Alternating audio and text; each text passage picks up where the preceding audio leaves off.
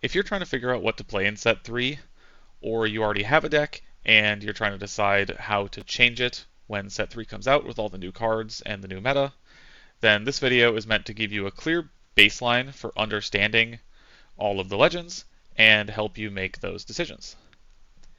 I'll be joined by my testing partner Ryder, and we're going to go through every legend, new and old, talk about how set 3 impacts it, and more importantly, whether we think it actually has the tools to compete at the top level.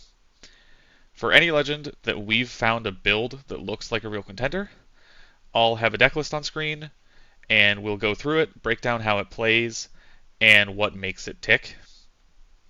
For a little bit of context, Ryder and I have been playing competitive Magic the Gathering together for about 14 years, and we've both spent quite a bit of time on the Pro Tour for that game. That does mean that I'm going to default to using Magic terminology a lot. I'll say things like mana and lands instead of energy and runes, so please bear with me. It's a bit of an adjustment. But all in all, we're both brewers at heart, so ever since the spoilers started, we've been building and testing decks for set 3. We've landed on a lot of really interesting decks, and I just wanted to take the time to share what we've learned during the process of trying to build the strongest version of each legend. I'm sure there are going to be a couple spots where we missed and we just didn't find the secret sauce, so we evaluate a legend, lower than it deserves. So take everything with a grain of salt, but I do hope this offers a baseline for everyone to understand, like, okay, this legend is at least this good.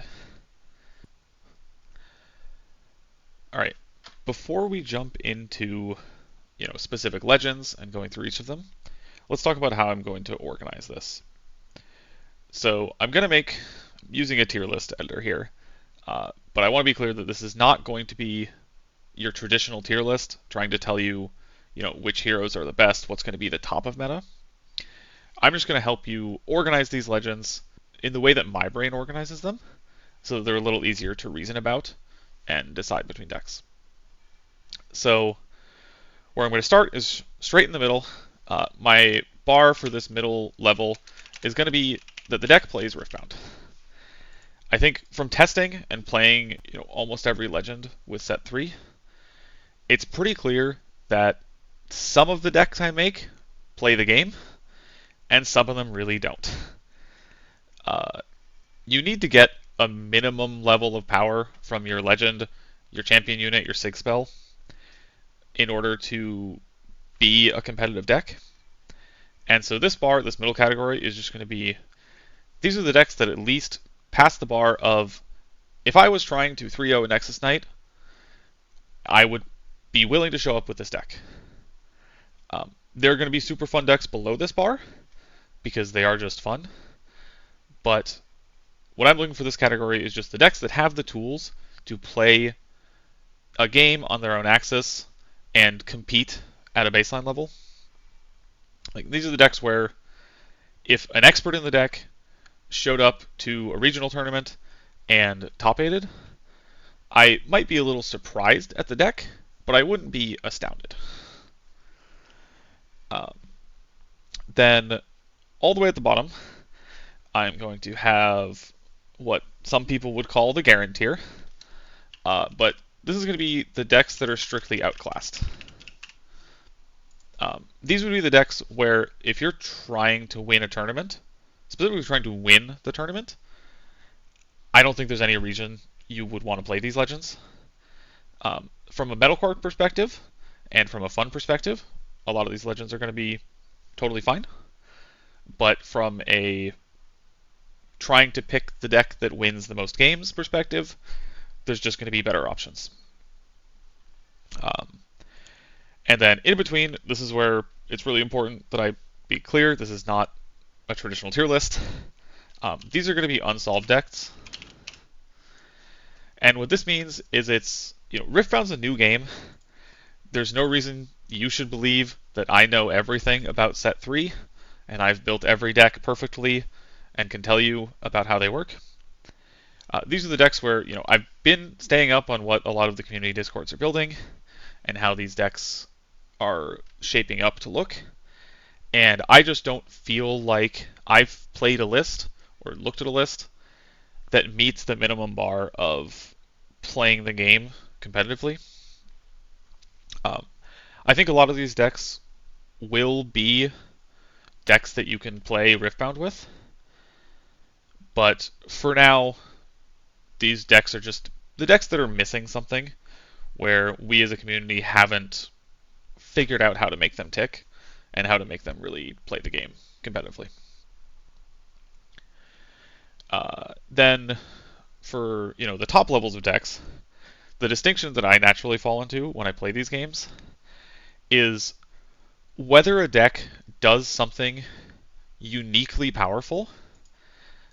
And what I mean by that is when I sit across from this deck, do I realize that they have their own game plan that I need to respect, and I need to fully understand how my deck plays into their deck because their deck is doing something unique and powerful?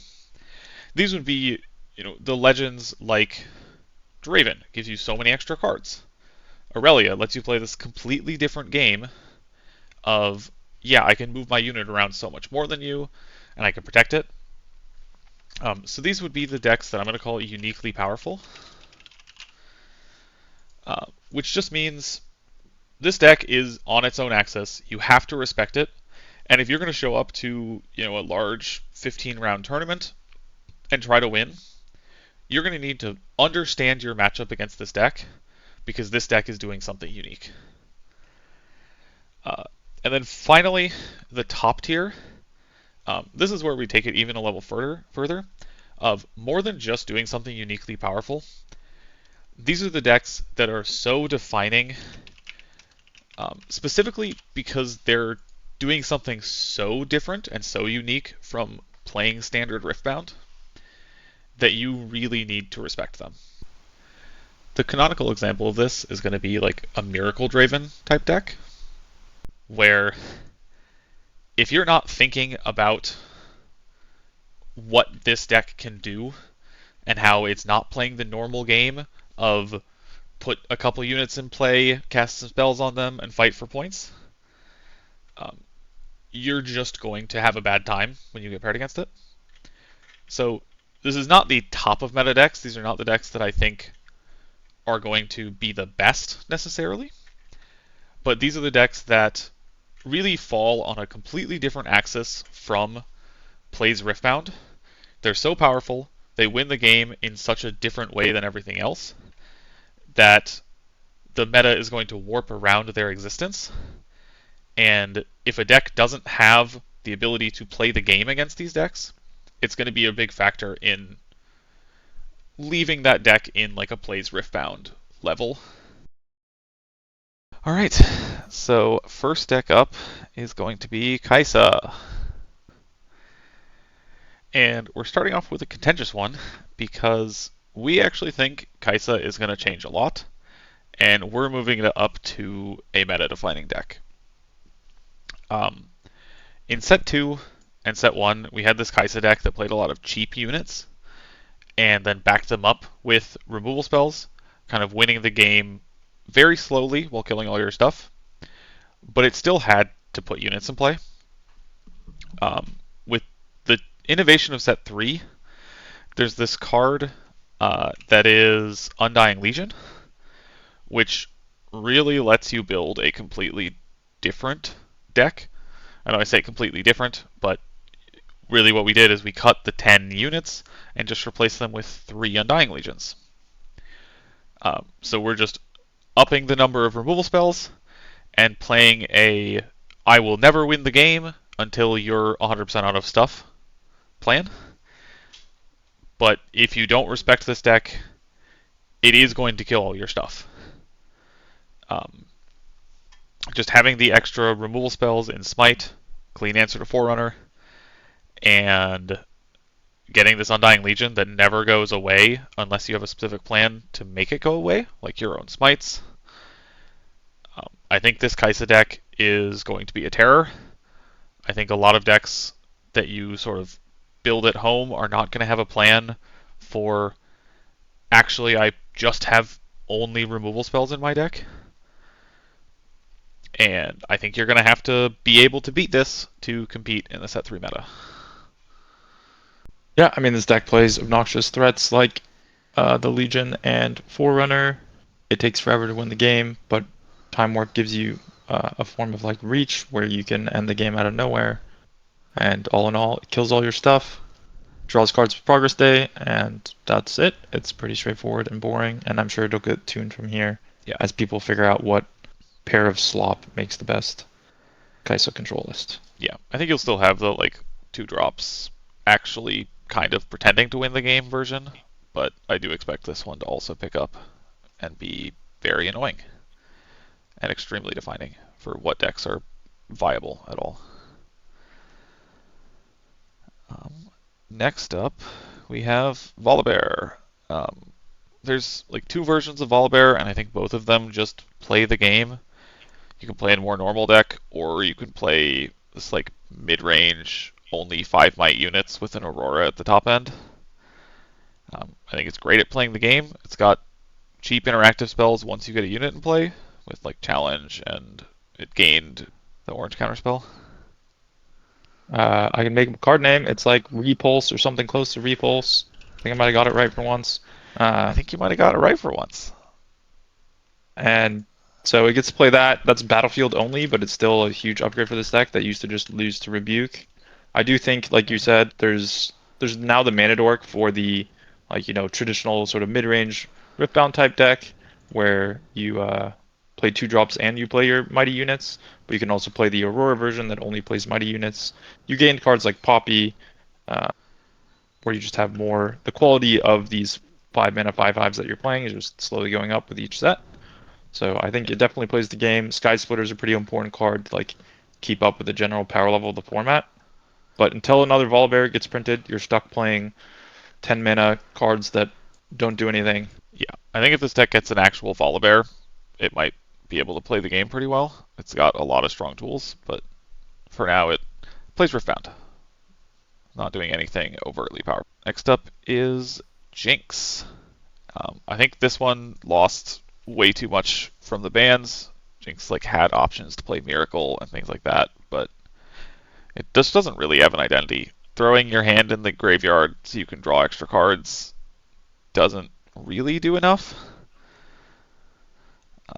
What both the champion units kind of want to be aggressive, but that doesn't really pan out when you try to play the games. So I think we just haven't found a way to play Jinx with the new cards, and I don't think it gained very much in this new set.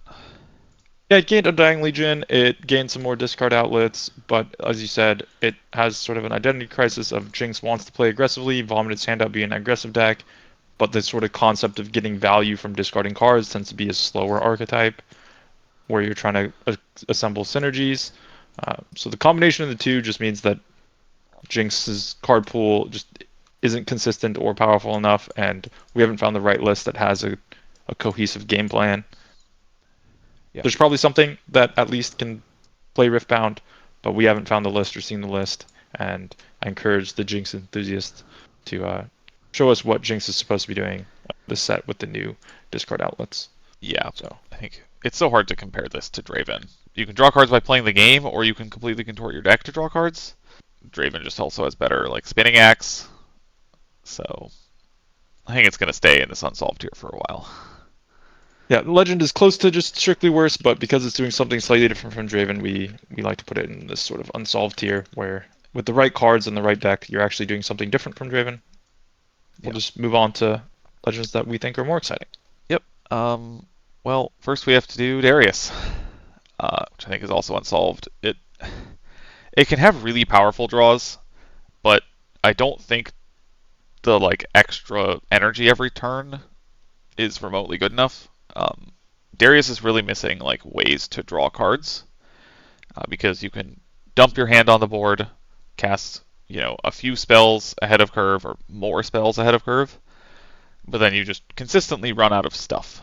You have one of the best champion units in the game with the 5 mana Darius, but it's so hard to play into any of these like control or like real mid range decks that can put walls in your way that you have to actually get the cards to fight through. Yeah, in general, I think these legends that give you more mana instead of giving you stuff tend to not play as well. This is sort of the problem. Darius starts with a great champion unit. His signature spell is also fairly playable, but that just isn't enough. Legion is just inconsistent.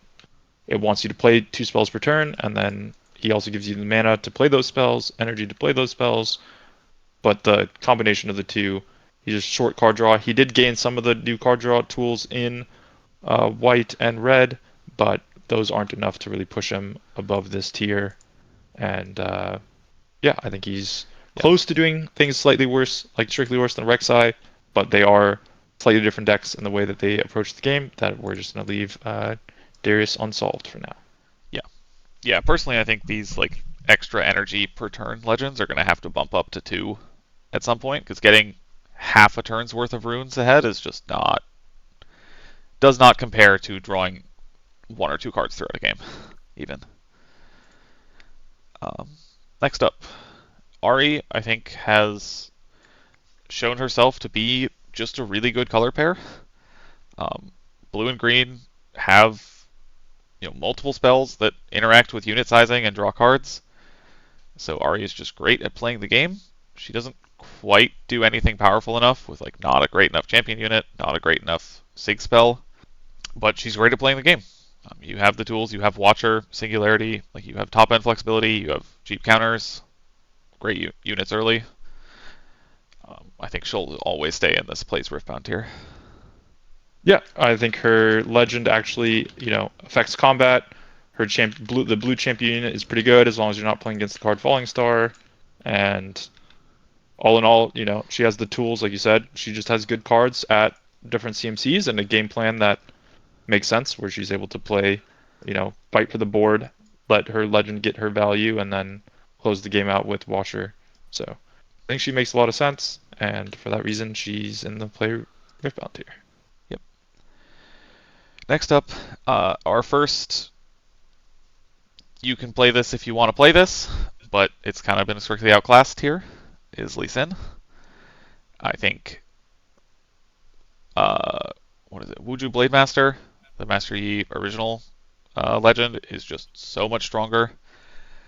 Growing your units by 1 with a buff, like you're going to need some synergies to come together, and we definitely do not have the cards for that. There's a world where things change, and you get cards that really care about like churning buffs onto units every turn, but those cards aren't close to existing right now, and so I think Lee Sin is just strictly outclassed. You can play it if you want to, compete for a metal card, but at a competitive level, it's just not. It's not there. I think you've summarized it well. It's just strictly worse than just playing like a mid-range G list with similar cards. He doesn't gain enough synergies. I mean, he gets some cool stuff like the 5-mana Irelia, and he has reasonable champion unit, but his legend costs a mana to leverage, and that really just holds him back. So as a result, he's just strictly worse than mid-range G. Yep. Yasuo. I think you're an Irelia main, so you understand this a little better than I do, but like when you play the games at a constructed level, spending energy to move your units around is so much worse than spending power to move your units around. When you have the option to build your deck so Irelia works, I think from like a limited standpoint, Yasuo was a better legend, but if we're talking about constructed, there's really no reason to touch this guy. Yeah, I mean, you get a much, much worse champion unit. Don't get to play Defiant Dance. Your game plan is almost identical. There's just no reason to play Yasuo over Irelia if you're trying to win a tournament. Yep. Leona is, I think, our first big winner from set 3. She gets to move from why are you playing Leona to unsolved. We gained a lot of stun cards. I think she has really powerful tools. Like Zenith Blade is a very good sig spell. She has a solid champion unit. We haven't quite been able to figure out how to play her, but I think with the new stun cards, there is potential that a deck can exist here. I entirely agree. I think somebody should, and Leona enthusiasts should pick her up, play with cards like the new Yellow Vi, the Green Vex, the stun draw card when cast from hand. Those sorts of cards are exactly what Leona was looking for, and as a result, I think there's at least a Leona deck. She has a chance to jump up into the plays Riftbound tier once people Yeah, put together a list that makes sense. So yeah, for that reason, we have her in Unsolved. yeah. And with how synergy driven the Ivern and Azir decks are, she is kind of the main go-to right now for I just want to play green and yellow, and I think she can definitely have potential to build a good mid-range deck there. Um, Next up, Teemo, I think is kind of on this border, but we have an unsolved. I think as more cards come out and we get more hidden cards, he will eventually move up and be able to play the game. But right now, especially with Fight or Flight going away, like Teemo just doesn't have the arsenal of hidden cards. Yeah, he does feel like he's waiting for hidden cards. There's some cool stuff you can do with him, right? Because he's the only legend unit in the game that costs 2 and no power. So champion unit. So you can always have a 2-drop every game and play no other 2-drops. The problem is some of the best hidden cards are 2-drops, cards like Evelynn and Tide Turner. So part of why I feel like he's unsolved is we just don't know what kind of Teemo deck makes sense. Like, are you supposed to be controlling like Sett 1, or are you supposed to play more of a tempo plan with some of these new hidden cards, things like Edge of Night, Evelynn? So I'm not really sure what Teemo looks like, and for that reason, we have him in Unsolved, and he could be a cool like purple-blue hold deck. I just don't know what that looks like right now. So that's why we have Teemo in this tier. Yep. Next up, we have Viktor. Viktor is definitely a player in the current meta. Very powerful deck, getting to completely ignore the rule of like, hey, you have to have units in your deck to score points is strong. And I think he gets a lot with Sett 3. We've been having a lot of success with this, like just kind of mid-range, make units, kill stuff. Viktor Shell. You get that inevitability. Shadow's Call was a big add. Getting to draw cards. This deck was really missing. Still playing Xin Zhao. Deadly Flourish. I think we both agree like the seals are not what you want to play in a control deck. Going down on a card is really rough. And so getting to play Deadly Flourish, making another gold, really helps this deck not play seals, which is a big change. I think another call out, this is one of the first decks we've shown off the card Ashe.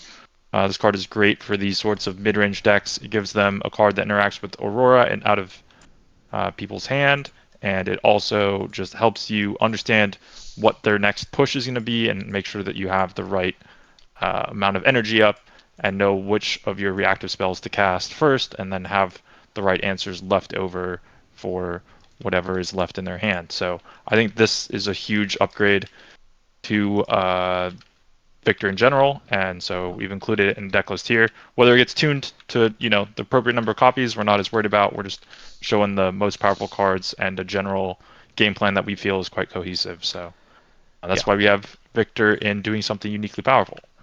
Yeah, I think he's not quite like meta defining because he kind of just plays normal Riftbound, puts a unit in play, sends it to a battlefield, and tries to kill all your stuff. It's like a little much more standard than the Spells Kaisa deck we've had. But he's definitely going to be uniquely powerful, and you're going to have to think about Viktor if you want him to win a tournament. Yeah, I think the only thing he really punishes you for doing is being too reactive, because he's able to, sit around and make tokens and asks you to do something first. So because that's sort of all he does, it doesn't feel, meta defining, because most Riftbound decks are just going to put units in play and take battlefields with things that are bigger than a 1/1. So for that reason, and his sort of core weakness of running out of cards is still there, even though he gained a card draw spell. So Yeah. combination of the two of those just means that he's at least doing something uniquely powerful, and we think it's a pretty strong deck. And so that's where we have it. All right. Next up, one of our favorite changes from this set, I would say, just a really interesting deck, is Combo MF. Do you want to talk about the basic idea here? Yeah, so this is a combo Aurora list that I put together. The reason we call it Combo MF is the only creature that you're roaring into play is Elder Dragon. So you have to find an Aurora every single game. You cast your Aurora, you will always hit Elder Dragon. This lets you play cards like this Blade Flourish Okay, Flurry of Blades. All right, I got that card name wrong. But Flurry of Blades, which at reaction speed deals 1 damage to all battlefields with an Elder Dragon in play. This kills all units standing in a battlefield when you cast this. Notably, this lets you say like kill all units at battlefields if they not so fast your Elder Dragon trigger. It also combos with MF's bullet time. So because you can consistently have an Elder Dragon in play, it lets you just play like a combo deck where you're gonna repeatedly put an Elder Dragon into play every single turn of the game. You use cards like Last Rites and Headless Resurrection here to keep recycling your dragons. Obviously, if you have 3 dragons in play, you have a total of 30 might in play. You're probably winning the game. But if they say rebuke an Elder Dragon to your hand, you can discard it with the new Lunar Boon, and then you can either Last Rites it to the bottom of your deck, or you can Headless Resurrection to flip an Elder Dragon in play with an Elder Dragon in your discard pile. That gets you another Elder Dragon trigger. It lets you dodge removal spells at reaction speed. And the combination of the two of these things just makes this deck extremely, extremely obnoxious. It's just doing the Elder Dragon thing. If you aren't prepared for Elder Dragon, you lose to this deck. One thing I'll say is it is pretty flimsy deck. It is a very linear combo deck. It is all in on Aurora and nothing else. So if you're able to interact with the Aurora, whether it's through Sabotage or through things like Salvage, they might get one Elder Dragon in play that you have to answer, but it's not the repeated Elder Dragons that I'm talking about. So this becomes a very consistent Aurora deck. There are two new. The other reason you can do this is that there's Scryer's Bloom and this Lunar Boon, which give you even more card draw that doesn't cost power than you had before. This lets you, I think the math I had on it was like 90% of games you find an Aurora by turn 4. Sometimes it's turn 5, but even the turn 5 Auroras are usually turn 5 Aurora with like 2 bullet times or a Flurry of Blades and a bullet time. So even if the Elder Dragon is late, you're still getting an Elder Dragon trigger and you're able to clear the battlefields with your spells, which lets you beat ready creatures that are trying to win the game. Yeah. So the combination of all of this just makes it a really unique and obnoxious combo deck that the game hasn't seen yet. Yeah, from playing against this, it is extremely frustrating. I think there's a chance you end up with the Mind Splitters main, but this is sort of a trick we've learned from building Magic combo decks, is if you just really go all in on the combo game 1, and then plan your cards that beat the combo for post board, it works really, really well. So if people adapt and start playing main deck Aurora Hate, we might have to play the Mind Splitters to protect our Auroras. But for now, those are just relegated to post board games, and the playing against the consistency of knowing like every single turn there's going to be an Elder Dragon trigger, and if they ever untap with an Elder Dragon at base, they can like swap one with their graveyard. It's so frustrating. It is so impossible to beat if you don't just have answers to Aurora and a way to get the Elder Dragon off of play. Absolutely meta-defining decks will have to contort their strategies to beat this, and the best decks will definitely be the decks that can beat this. Whether this MF deck actually ends up, winning tournaments, I don't know, but I expect this is the deck that will force people to put Aurora cards in their sideboard. Yeah. Next up, Sett, the boss. I think he didn't really gain too much. He gained the battlefield where you can buff a unit when you play it, so that's a pretty big boon. But he really struggles on like interacting and against like the purple spells, like Rebuke is great against him. Gust tends to be really good against him. Like the deck just has too many fundamental holes to really be top tier. It feels like, but I think he's really good at playing the game. Protecting units is great. It's if you can actually get the buff chain going, it's really good value. And some of his better draws are really frustrating if your cards don't line up. Yeah, I think he's mostly weak to bounce. There's a new card, Star-Crossed, but he gained mostly the new really good orange spells, which are Repulse and Rengar. Rengar doesn't really work with his game plan because he wants to have a window to be able to buff the Rengar, which currently there's no way to add action speed to give Rengar a buff. He works on the buff battlefield, actually. Yeah, the new buff battlefield. So you can like play a Rengar and buff it immediately. So that's going to be strong for one game. Yeah, exactly. So he's getting some tools, but not exactly what he needed, and other colors are getting good tools to deal with his game plan. So as a result, I think the deck is fine. It plays Riftbound. You've got moves and tricks and some value from your ability to keep your creatures in play, but it doesn't do anything powerful enough to be at a higher tier. Next up, Annie. I think from the terror of set 1 to kind of okay in this set, she's just keeps on moving down. I don't think Annie really gained. She gained a lot of options, but I don't think she gained enough that plays to what she's good at, which is having that extra energy every turn. I definitely believe that there's something you can do, especially with like Heedless Resurrection, Fizz, Ezreal, and the Lunar Boon, giving you ways to like cast spells on your opponent's turn, move units around between zones, and draw some cards. But so like personally, I think this is going to be when Annie comes back, she's going to be a control deck, using that extra mana to generate value and just play like, hey, you can't mess with my stuff. Especially with Ezreal and Fizz, like looping those cards with Heedless Resurrection is complete nonsense. But the deck is just missing what every other control deck has, which is a 0 power way to kill units. Like Wages of Pain and Hextech Ray out of Kaisa costing no power are really, really important for those decks just playing the early game. And everything I've tested with Annie Control, at least, you're missing that. Annie Aggro just kind of has the running out of cards issues as everyone's card quality gets higher. You don't get to cheese games as hard. She like really needed Fight or Flight as well. I love this hero. One of my favorites. We've talked about like the new red Jhin with Flash. If you want to still do the anti-aggro tempo thing, there's the cool, like we were saying, this like new purple seal package that she might be able to leverage with the headless resurrections. But that's probably more of an Ezreal control shell. So she's kind of in the middle of. I don't know that she's doing anything too unique, and she's torn between like how do I actually leverage this extra energy that I get every turn. But as you said, each set she's getting more and more tools of spells that she's allowed to cast on her opponent's turn, and eventually the card pool will, let her find her place in the metagame. But for now, we don't really know what she's trying to do that is unique and powerful. So we have her in this tier.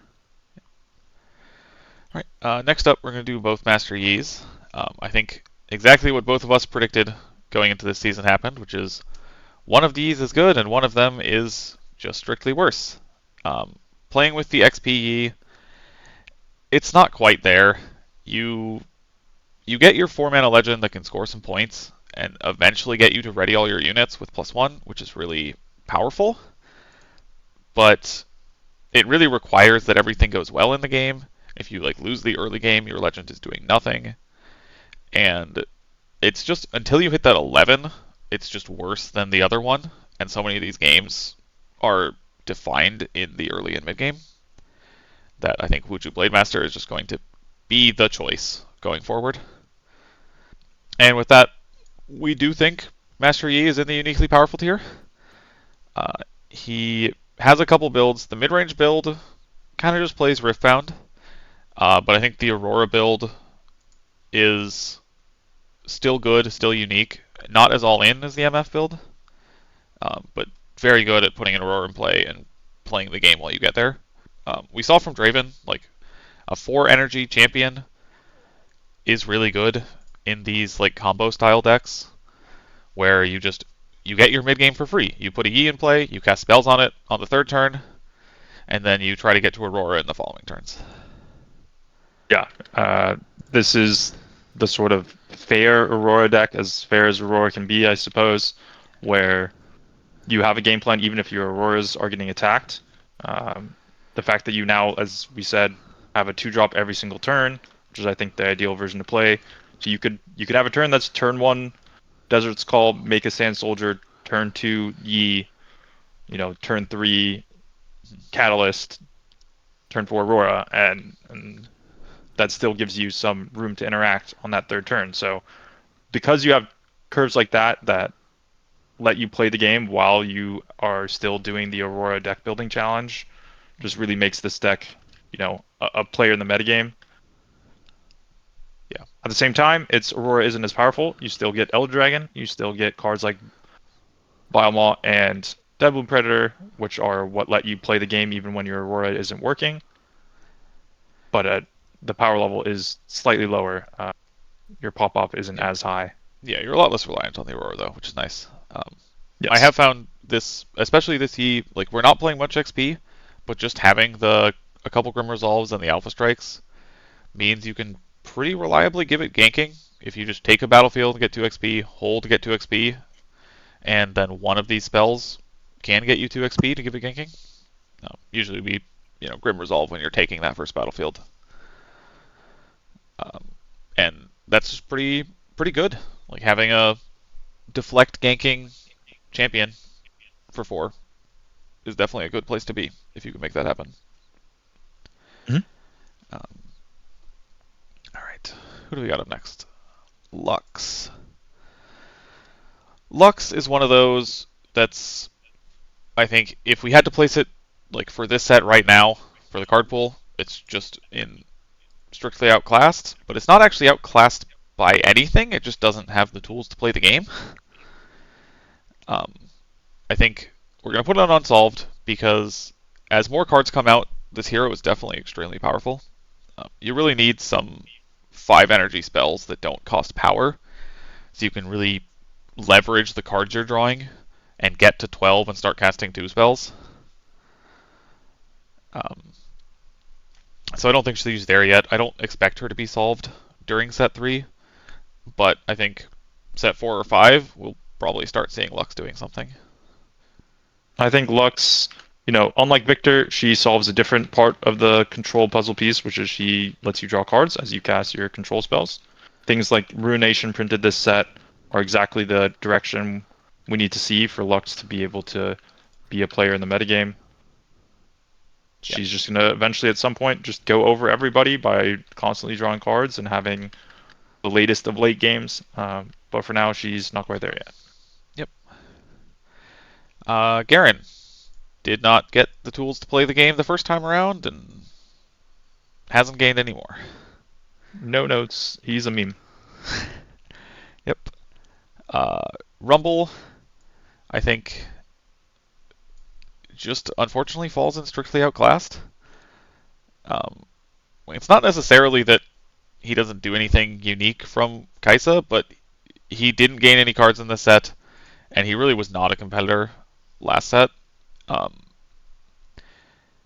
the static +1 is just too attackable by like all the constructed level cards. Like, you can still Falling Stars stuff without even noticing.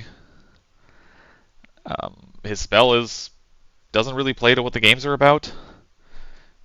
I wouldn't be surprised if he ends up in this like the same tier as Garen a year from now of just like, yeah, this hero never did anything. I never really got the tools to do something powerful enough to compete. He has cool tricks if you've never read the cards before and never played against them, and if you know what they do, you'll be fine.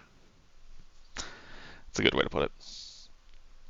All right, Lucian, another big winner from the rules change going into the bans. Now actually having a signature spell that's just Ride the Wind but slightly better. He absolutely plays the game. He's got this like combo with his 2 equipment, Triforce and the one that lets you trigger Triforce on Conquering.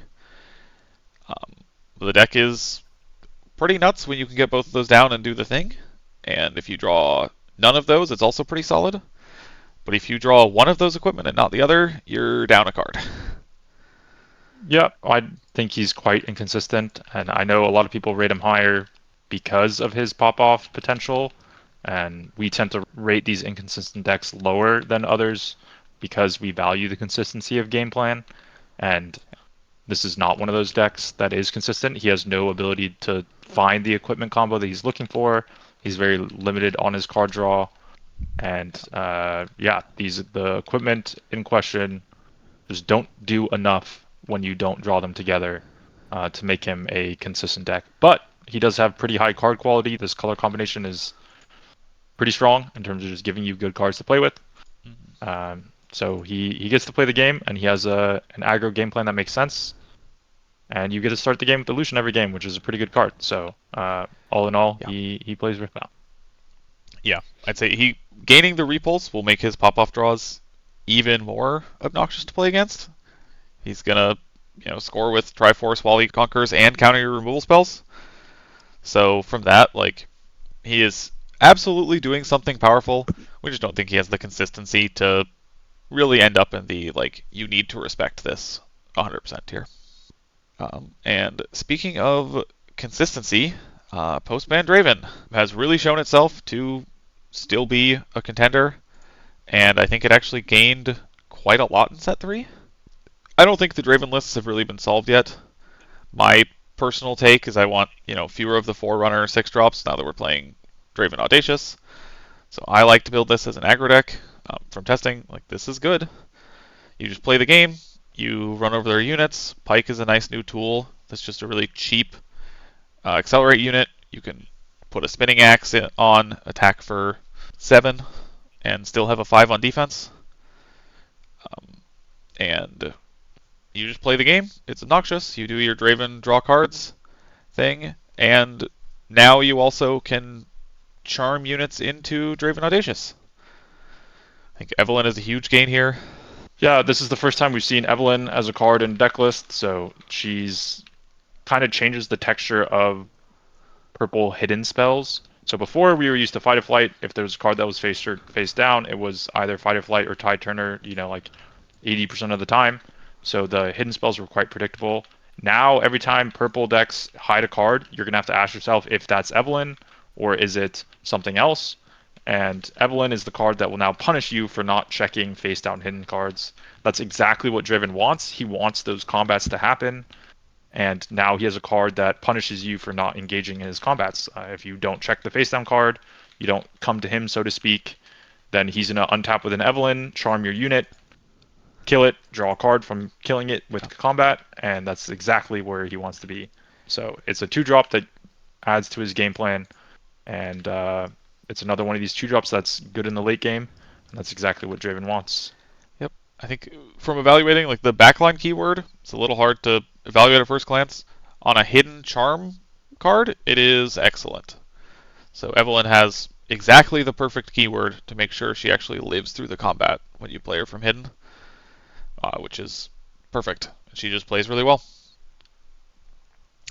We probably want, more switcheroos in this deck, because like we said, the hidden changeup of, if you have to decide between it's Evelynn or switcheroo, you're probably going to lose to one of them. Pyke also has hidden, so he's part of this. Yeah, Pyke being the same of like, if you don't check it, I'm just going to gank the other battlefield with a 4 that I paid, functionally 1 rune and 1 energy for, because I didn't have that energy on the following turn.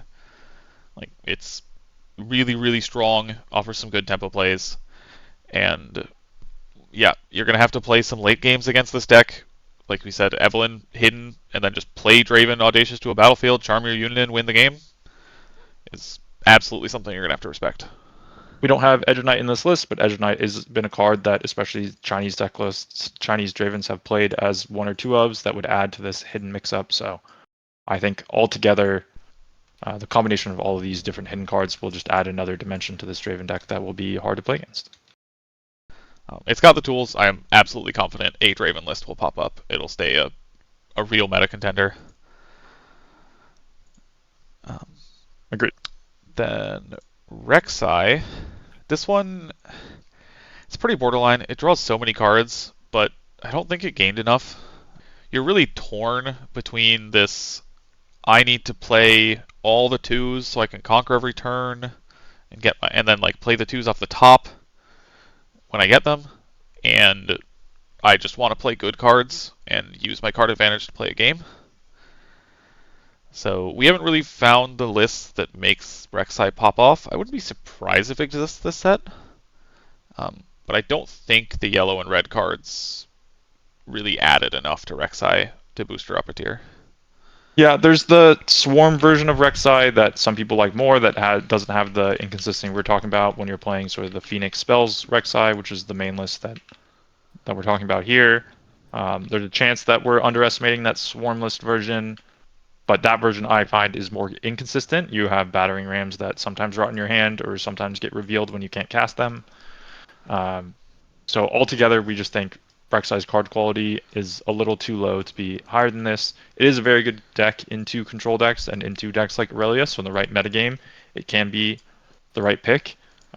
We just don't think it fits in the tier higher, as other decks gained a lot more than this deck did from this set. Yeah, I think Pyke is a really nice gain that this deck got of like an accelerate unit that's cheap enough for you to play. That you might not have to play these Sun Discs anymore. But yeah, all in all, absolutely plays the game. You will have to play real Riftbound to beat this deck. But it just doesn't quite pop off in its own way as these like top tier decks do. Another plays the game, Ornn. I think Ornn has really demonstrated that the plan of just make a giant deflect creature, put a bunch of equipment on it, and protect it is solid. You play the game, and it's one of the more annoying matchups for a lot of decks of just like, do you have a plan to beat a 14/14 deflect 6 Ornn? But I don't think it gained quite enough. Personally, I love this hero. I'm going to be playing some aggro Ornn with what is it? The Sprite in a bottle. Fountain. Sprite Fountain. To get a card name wrong. Amazing, you got a card name for me. But yeah, like I'm gonna be playing Sprite Fountain, Pit Crew, aggro Ornn. That said, I think that's a fun deck, and I don't think Ornn does enough unique, powerful things to really define the meta. If you were able to play 3 Shirelias, Ornn would be great. It would be a top tier deck. But these colors really struggle with ganking when you're trying to make the one giant tank. So like the games Ornn wins are when they cast 2 Ornns and put them both at battlefields, and they're both 15s. Yeah, I think Ornn's a cool deck. It's very, on his own axis. He's doing his own protect the Ornn thing that no other deck really does. The problem is it's often too slow or inconsistent, where you do build a big Ornn, but then you lose to the, 1/1 standing on the other battlefield that scored too many points and won the game for your opponent. So these sorts of problems are what's holding it back. And as a result, we think it plays Riftbound. It does its own thing. It does something reasonably powerful enough to compete and win games and even win small tournaments. But it's not something that's really moving the meta around. Yep. Next up, Jax. Jax is kind of the same camp. Really a loser from the set 2 rules changes, not being able to move your equipment around onto Aphelios, or onto the same Aphelios it was just on, or move a Brutalizer so that it re-triggers. Both of those are big losses. It still has the tools to play. You've got Charm and Challenge. It's good interaction. You don't really benefit from gaining Repulse. God, I don't know why I can't remember this card name. Yep, Repulse. I think that's right. It is. But yeah, Jax absolutely plays the game. You've got a deflect unit as your champion. Solid enough legend, but you didn't gain enough from this set to really flip the script in any way. It's just a solid deck that plays the game. Yeah, he didn't get any new equipment or things that are worth equipping. And so I think it's a solid deck. The colors support what he's trying to do. He did lose quite a bit of power with the rules tweak, and so I think he's just here and plays Riftbound, and I don't really have anything much to add other than some of the new good ambush creatures don't really play well with his plan of equipping things. So he wants more ready units, but ambush aren't the ready units that he needs. So I think as a result, he's not gaining quite as much from the set as he would have hoped in terms of solving his weaknesses and his problems. So yep. I think that's also an aspect that's holding him back. And hopefully in the next set, he can get more tools. Yeah, absolutely. Next up, we're actually going to do Irelia and Vex together, because I think Vex really feels like it solved a hole in Irelia deck building. They're the same colors, and surprisingly, even though they have completely different text, they feel like they're kind of the same plan. So let's start with Irelia. Irelia, we expect to, especially, we've lost Obelisk of Power. I think Irelia is really good at leaning into the aggressive lines. So our Irelia deck is playing, multiple twos, lots of cheap spells, and instead of Draven Audacious even, we've leaned lower, playing these Vexes, which mostly a meta call from how absurd Lillia is in our testing, which we'll get to later. But just having the cheaper deflect unit, I think, makes Irelia able to build lower to the ground, where you can even start playing around a deflect unit on turn 3 with your entire runes and never even put the Irelia in play. It's going to be really strong into these control decks. So as someone who played a lot of Irelia in this previous set, I like leaning into the aggro version. So we're playing 2 and 2 of each 2-drop. We don't know exactly how many 2-drops we're going to end up playing, but we still have the sneaky deck hands. And I think the goal here is to leverage the fact that you can ready units on demand, which lets you choose how fast you need to be for the given matchup. If we're playing against Aurora, we can just ready our 2-drops and really just get in there.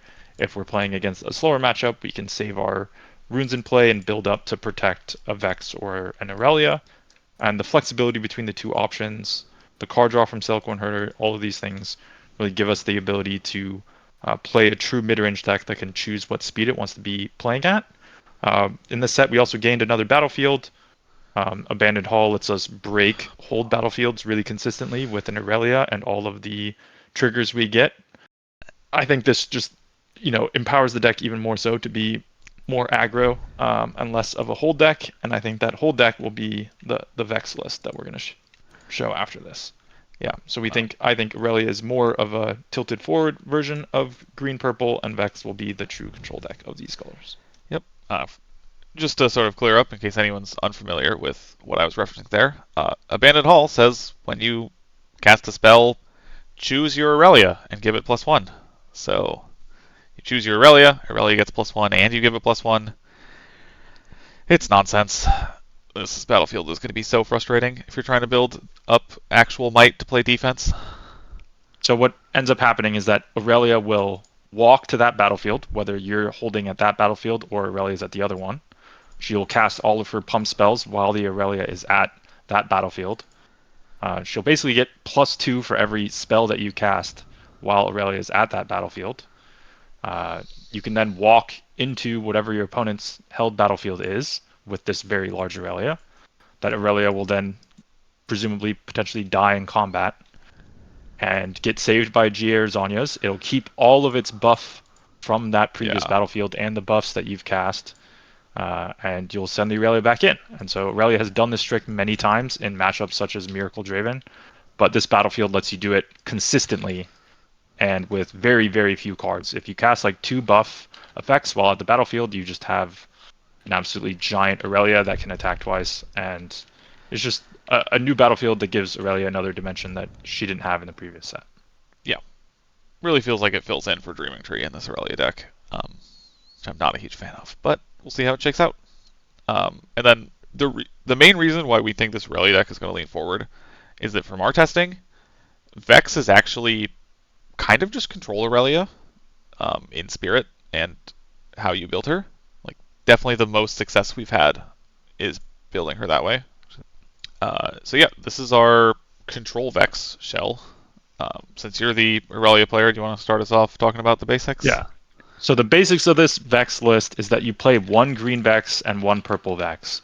This gives you sort of the control flexibility to tailor the game plan to what you want to be doing.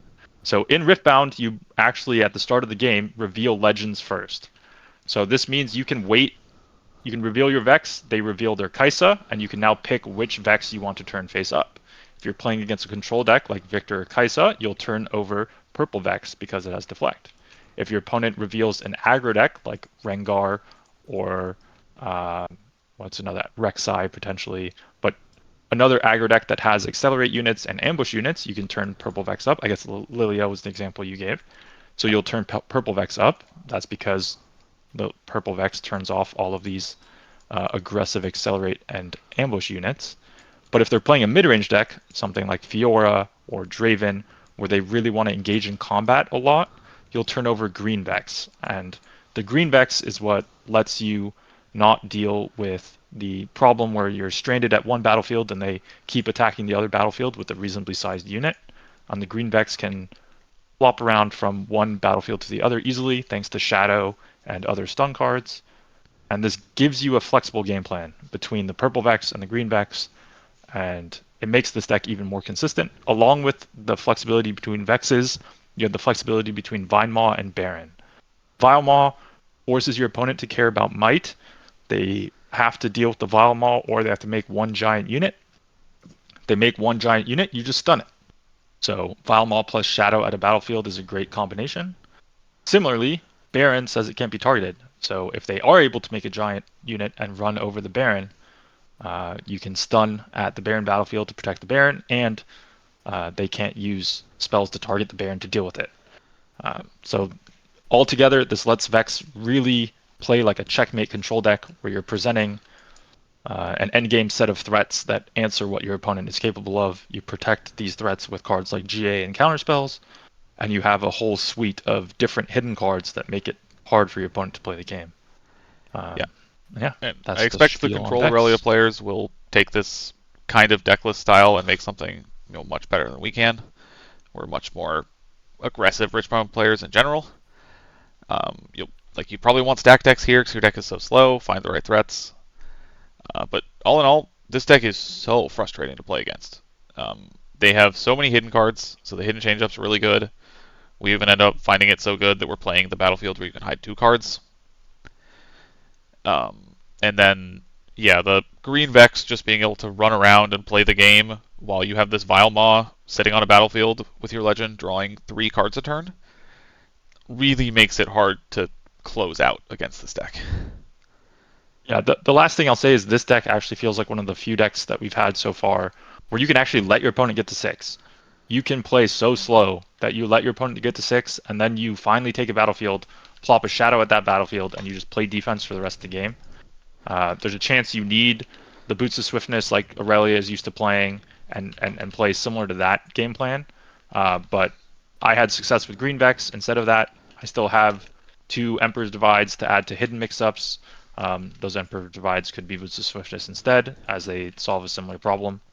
But all in all, this is just like a starting point for an archetype that I think will definitely be successful. The ability to hold to draw cards, similar to Lux we spoke about before. That's one of the things you need to be able to do if you're playing a control deck, is draw extra cards.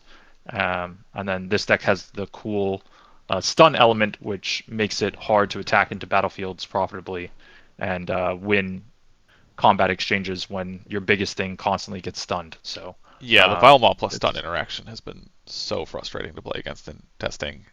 Like, you have to find the perfect lines. Like, okay, send in exactly enough. Like, Death Grip helps. Often you can get your unit stunned and Death Grip it away. But you really have to plan and have multiple spells to deal with it. Yep. And then you have Defies and counterspells to deal with your opponent's tricks. Yep. It's worth remembering Vile Maw says you do draw an extra card when you hold with it, so that is definitely part of this. Vile Maw is the perfectly made card for this archetype. So, yeah, I wouldn't be surprised to see 3 Vile Maws. Yeah, Baron's also really cool. This is one of the first, and I think one of the only Baron decks we have. So Baron really needing a home, and this feels like a natural home for it. Yeah, Baron's felt pretty narrow, and it was a really exciting, flashy card. But from a constructive, competitive homes standpoint, doesn't have a lot. But this one definitely plays it really well. Next up, we have Azir. Azir plays the game. I don't think there's much more that needs to be solved in this deck. I think, gained 1 equipment that's kind of relevant this set. But he's got consistency issues with drawing the wrong mix of equipment. You're only allowed to play 1 Sand Soldier a turn, regardless of how many equipment you play. And he really needs a Rise. Didn't quite gain enough card draw to consistently gain you a Rise. Maybe the Make a Unit Temporary is going to help you find it. Yeah, he can play that card, but not really. He doesn't quite make enough recruits for that card to truly be amazing for him. I think this is just another one of these examples of a really powerful deck that we understand its power, but it also just has non-functional draws more so than many other decks. If you draw, 6 of your 18 equipment in one hand, you just don't function. All you do is cast equipment every turn, and you're forced to cast some equipment that don't make sand soldiers, and your game plan is just extremely linear and predictable. Or you draw, no 2-drop equipment. You did gain a new one this set, so that might happen less. But you just only draw 2 equipment in all spells, and in a Rise, that's fundamentally dead because you only drew 2 equipment the whole game. And then this doesn't even get to the point where you're playing post board and you run into opponents' Irelia, Aurora hate cards. So you have to deal with your opponent's post board gear interaction, and at the same time you have to draw the right mix of spells for your deck to function. And the combination of two of these is that it sometimes does super powerful things, but it doesn't do them every game. Next up, my pet hero, Ezreal. I think Ezreal is S tier in the current meta. I think it's going to stay that way in set 3. But it's not quite like... It's still playing normal Riftbound. You don't have to fully contort your deck around it. We actually have 2 Ezreal decks that have been playing super well, and they're quite different. Ezreal Tempo, my personal deck, I think gained a lot. Starcrossed is, I think, the biggest one. Right now, Rebuke is great because it doesn't get countered by Defy, but the raw power of Starcrossed is so much higher than the raw power of Rebuke. You can target units at base. You can do things like fizz back a Starcrossed, bounce the fizz and your unit, now replay the fizz, get a different spell back. It's reaction speed, so you can just protect your own things while playing to the board. This card is fantastic. The next one in this deck list would be Sprite Fountain. Sneaky Deckhand is great because it scores points, and Sprite Fountain does the same thing while killing units. So being able to, just have a little bit more oomph than like a Sprite Call type card, it really gives you that tempo advantage you need of just, hey, you sent a 2 to a battlefield, I'm going to eat it with a Sprite, and even if you try to protect it this turn, I'm going to do it again next turn. And threatening like you can't send a unit to that battlefield because I'm getting this Sprite for free with a full turn of runes. Really powerful. The new Purple Vex as a sideboard option to beat, ambush creatures and other people's sprites. Really strong. And one card not pictured here, but that has been testing really well, I just didn't end up quite squeezing it in, is Sprite Burst. The 5 make 2 sprites. Doing 6 to a battlefield usually kills it, and if you score points along the way and play a little bit of defense, it's really strong. Yeah, from having the unfortunate experience of playing against this archetype many, many, many times, I would say the main thing this deck gained is just more ready units. So the Sprite Fountains, in particular, just make this deck feel a notch faster than it did in the past, and that really upgrades this deck to feel like a true tempo deck. There's a chance, you'll end up with more Sprite Fountains or a mix of Sprite Fountains, Sprite Bursts. There's a chance Purple Vex means that you're not allowed to do that. This deck might also struggle against Baron if Baron finds a home, but there's a chance you just answer Baron with your own Baron. So altogether, this deck has gained even more tools than it had in the past, and it'll continue to be a deck you can surprise people with, as if they've never played against the card Windsinger, you can give them a very rude introduction. Beyond this, I think more standard Ezreal Control is absolutely also going to come back with set 3. We kind of alluded to it before, but this card, Heedless Resurrection, in combination with Fizz and Ezreal Prodigy, is kind of unreasonable. It's reaction speed, so if they ever try to kill your unit, you just turn your Fizz into a different Fizz, and then get a spell. That can be like Stack Decks, Stupefies, Wages of Pain. Like, you start interacting while you're essentially countering your opponent's removal spells. The late game power there is kind of absurd. Right now we're very inbred for our view on Lillia being one of the best decks. We've got these Purple Vexes. You probably don't need to play them in an open meta, and might even play more Ezreals to loop. But yeah, this deck just does really, really powerful things. Great home for Purple Seal because we draw enough cards with our Ezreal. And you see Rasa coming back because the power of, oh, you tried to attack my battlefield with a giant army, let me just spend 2 and a power and turn my Rasa into a Watcher on your turn, and then Arcane Shift my Watcher that wasn't in play before, now your whole army has -6, like Bellows Breath everything on your turn. Um, the late game power in this deck is absurd with that sort of combo.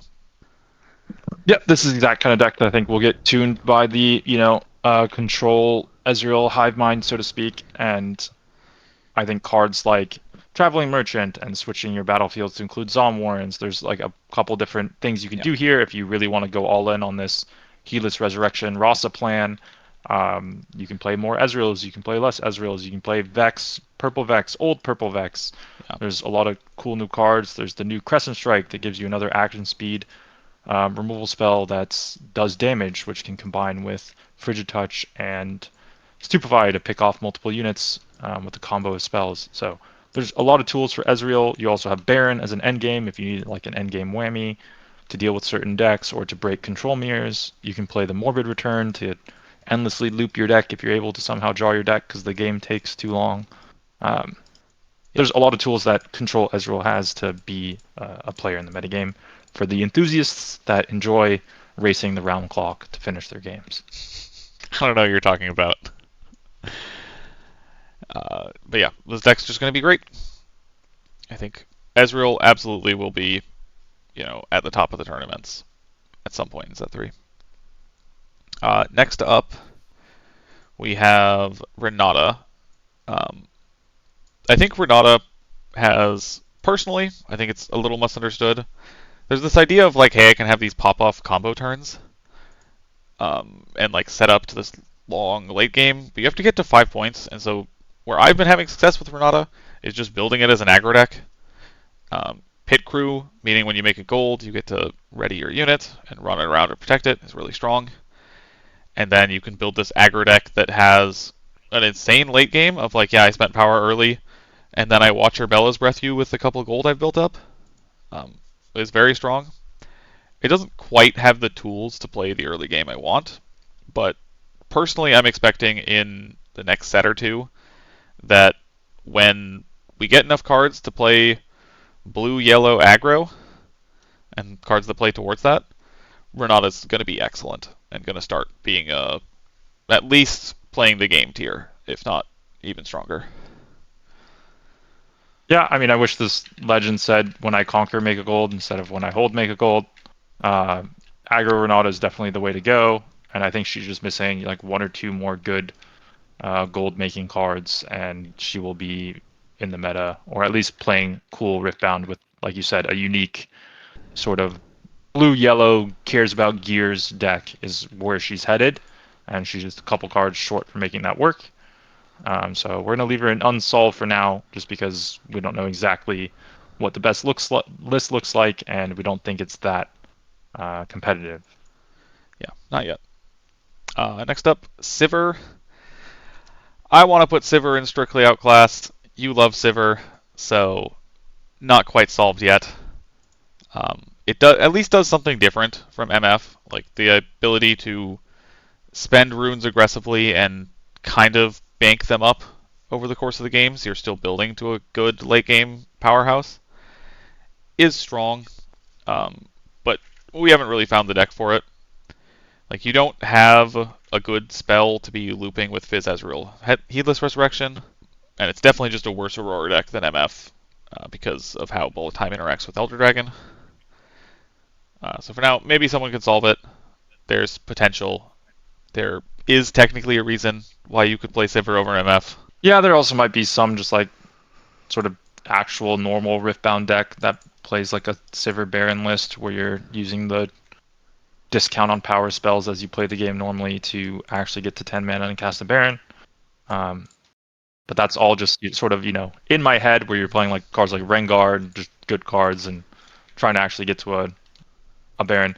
But I'm not sure that exists, and I'm not sure that it would be any better than just doing what you're currently doing, which is playing an Aurora list of some kind or an Ezreal-based list, Ezreal Fizz-based list of some kind. So I just don't see any reason to play Sivir. Next up, Fiora. Another, actually huge winner for Set 3. I think a lot of people might overlook this one, but Fiora gained so many good cards, and this deck just, like, set 2 Fiora just kind of had bad cards in it, and set 3 really solved that, where you got the perfect cards for the holes in Fiora. And I think you can attest from playing against this deck that it is actually the powerful mid-range house Fiora wants to be. Of just like, yep, I go up on runes every turn, I just draw some cards and productively generate power and generate an army, and then I eventually have enough stuff to run you over. The spicy Dragon Master Fiora, as I like to call this deck. Yeah, so real standouts on this list, really what we're trying to do is have this nice mix. Like, we've got equipment, so we can use the equipment the way it's been used in set 2. But a little more, what we're trying to do is just play to the board a little bit, not fall behind on points, and continuously play the game while generating runes. Shepherd's Heirloom is huge, as like even if you only get to equip it once, it always ramps you when you equip it, so it's kind of a ramp spell that's a pump spell in that regard. Sacrifice, just naturally when you play Riftbound, you're going to lose units, and especially with this deck, you're putting like an unsung hero with a BF sword at a battlefield. When it dies, just getting to go up on runes again and draw 2 extra cards plays really well. Might end up on 2 sacrifice just because you don't want to draw 2 in a game. You've got Riposte to counter spells, so you are just like really insulated that way. And then Kinku Initiate is like the huge win in the early game. First Mate was never that good, and just having a way to draw cards instead really means you can just build up stuff. And then the real innovation in this list is the late game. Ashe is so good. Fiora is just going to have power in play. It's going to be really hard for an opponent to have enough stuff that they can hold a battlefield like every turn. So you can pretty easily, playing this list, just find a time to play an Ashe at your base and look at their hand. You can plan out the rest of the game, take the card that matters, and just from then on start punishing them and taking points every turn and not letting them hold. And then from playing, because we're not spending runes, we just actually get 2 large energy quantities. And I think your innovation here was finding these harness dragons, where even if we're not playing hook, I wouldn't be surprised if this was like a 2 or even 3 hook deck once it's tuned by the community. But even without hook, I want these harness dragons because I just make enough runes and I keep them in play that just make a guy and kill your guy is the best I want. Like, I just want the most impactful cards. And so we're even playing an Elder Dragon here, because every single game I play this Fiora deck, I hit 12 at some point.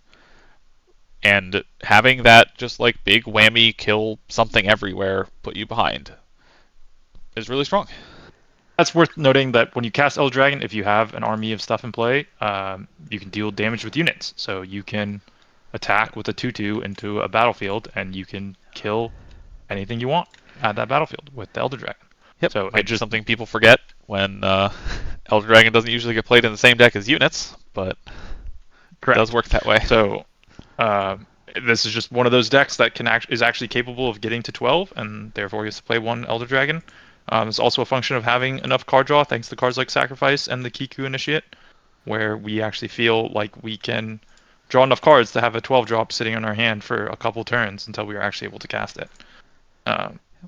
The one weakness of this deck is that your only access to ready is your Fiora. There's a good chance you'll have like Spectral Matrons in the sideboard in case you're worried about your Fioras dying. But that we found that's enough because the Fiora is able to give so many different units ready. Once you have 10, runes in play, you can give every creature that you play ready immediately, and that gives you enough flexibility to keep playing the game. There's a chance people will be really good at killing 3/3s that are hiding at base, named Kha'Zix, and so you might have to play either more Fioras or ways to get your Fiora back from the discard pile. But until that happens, I'm pretty confident with this sort of list, where you have some top end and you're just able to play a really efficient mid game, and you're not really trying to be the aggressor. You're trying to just make it hard for your opponent to score points at an efficient rate, and you score points incidentally along the way, and you draw cards along the way, and you just, at the end of the game, you just have way more might in play than your opponent thinks is reasonable. Feels a lot like Draven in that way, just different because of the power of equipment. And then Fiora is very good at breaking battlefields at the end of the game because you can just do the thing where you keep moving equipment to a new attacker over and over again. Ashe gives you a new point of interaction, so does Harness Dragon. So you have these creatures with really powerful play effects that let you interact with your opponent, and altogether, this just deck feels good to play. Yeah, it's a very fun. Like, this is absolutely the deck where if I have a friend starting up playing Riftbound, I'm just gonna give him Fiora. It's like most of the cards are pretty straightforward. They do what they do. You put Might in play and you cast pump spells, but it is actually good enough to compete. Last thing I'll say is Rip Post is just great for a deck like this because it really makes your opponent think twice about casting cards like Time Warp or Singularity. There's a chance you just have the Rip Post and you ruin their entire turn. Yep. So it's powerful cards like that that let this deck continue to compete in the metagame.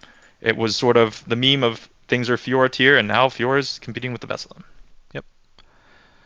All right. Only a couple left to go. Jhin goes straight into Strictly Outclassed. I mean, maybe we'll get some more 4 energy spells eventually, but Jhin is just not Kai'Sa. It turns out the red and blue spells are just kind of designed with Kai'Sa in mind, is how it feels. Like you've got Falling Star, Piercing Light, Hextech Ray, they're all built to be cast at 1 power lower, and Jhin just doesn't do that. His champion units are also like not as good as the Kai'Sa. The red Jhin is quite good, but it's not for his game plan. The red Jhin wants to be playing with cards that can move him, which his colors don't really do very efficiently.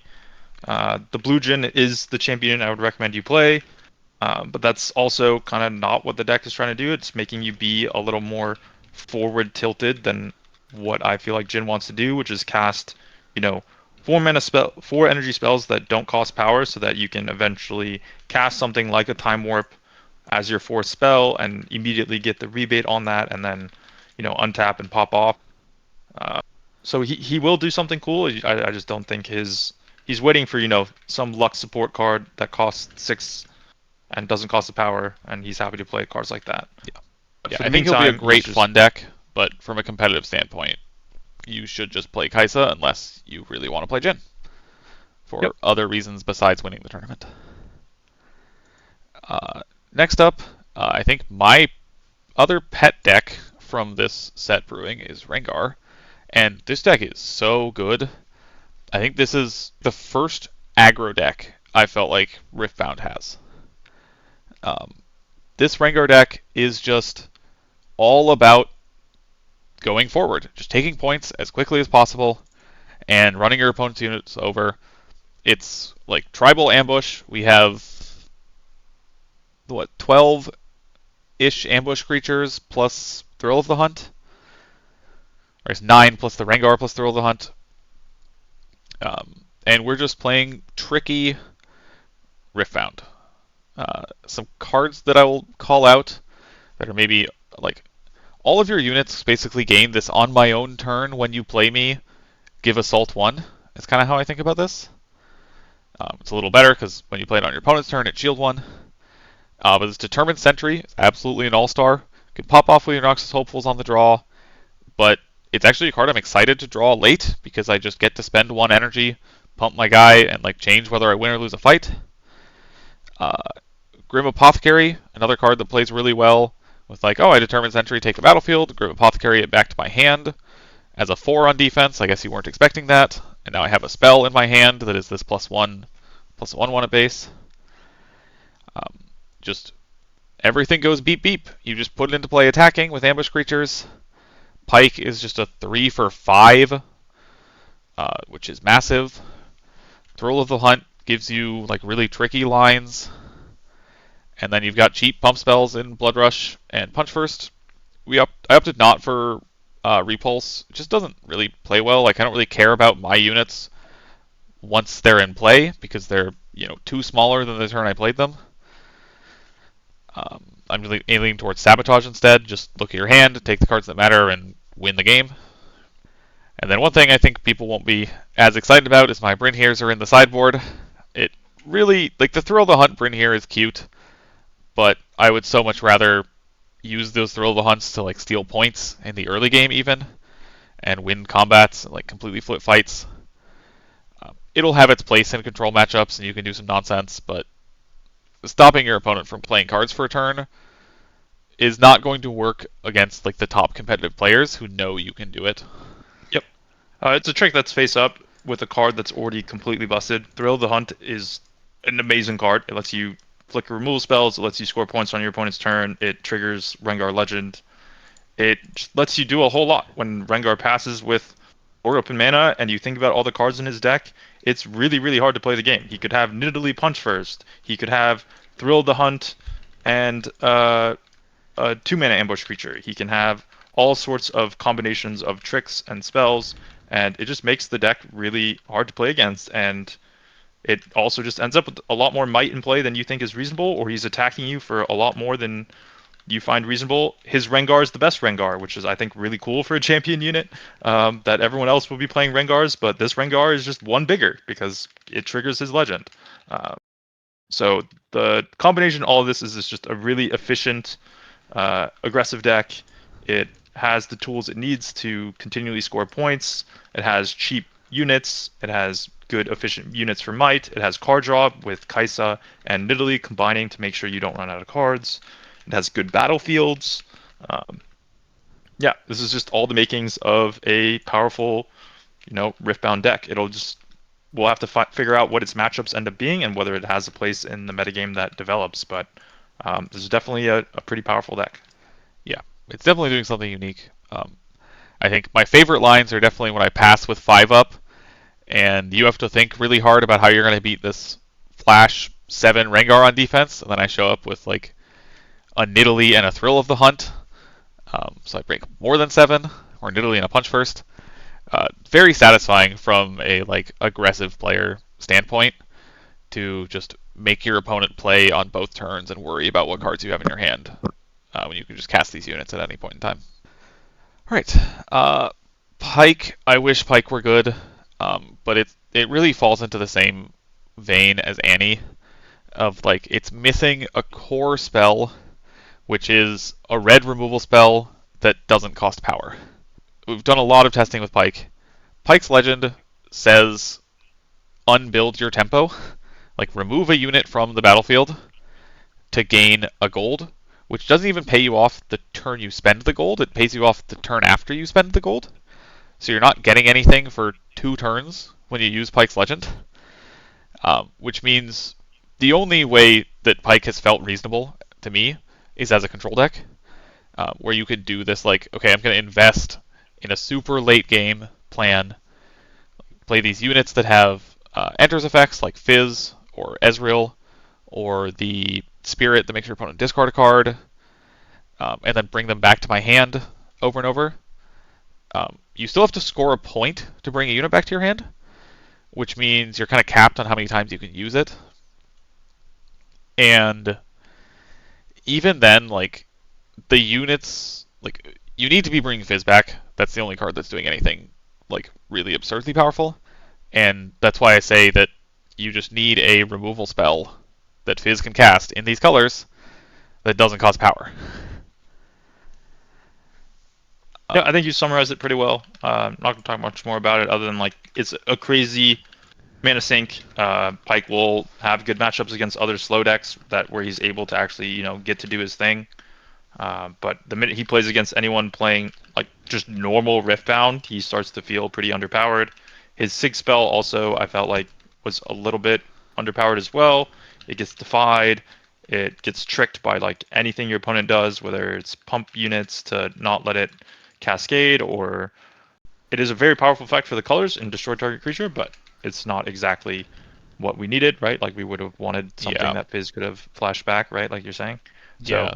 So, the moment you cast his Sig spell on a, like, oh, I want to kill your 8, but I would love to kill this 3 at the same time. But what if you have a pump spell? You just realize, like, he's not quite there. Yep. Another unit that's not quite there, our first evaluations of this set, Vi looked so good. You think about it and you're like, readying, like, similar to Irelia, like, getting a free ready is so powerful.